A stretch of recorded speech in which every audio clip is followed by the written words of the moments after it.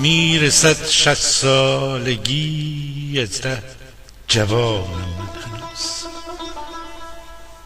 میرسد 60 سالگی از ره جوانم من هنوز.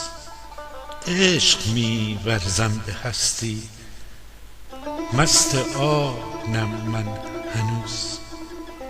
چون شرابی کهنه مانم شور هستی با من است. هست من مستی و مستی نغمه خوانم من هنوز.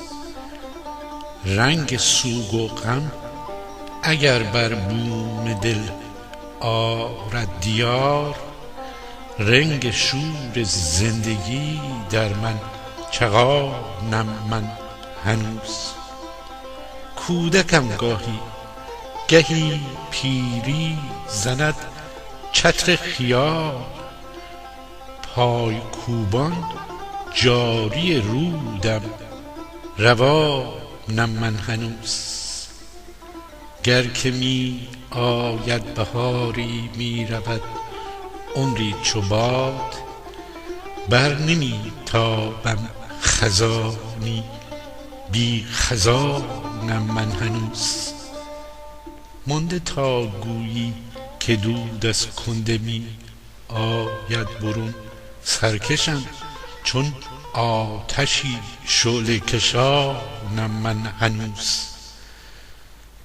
گرچه دور از مام میهن می شمارم هر بهار، گرچه دور از مام میهن می شمارم هر بهار.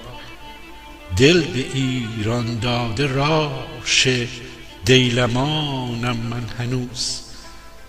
می شمارم فصل فصل زندگی مستانه ساز، بار خود دارم جوانی سرخوشانم من هنوز.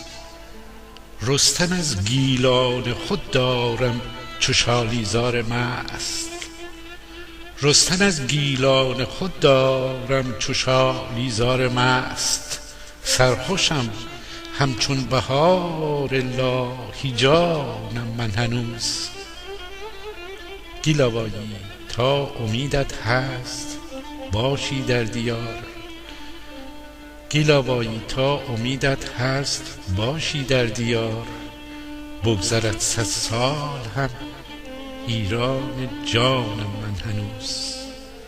بگذرد 100 سال هم ایران جانم من هنوز.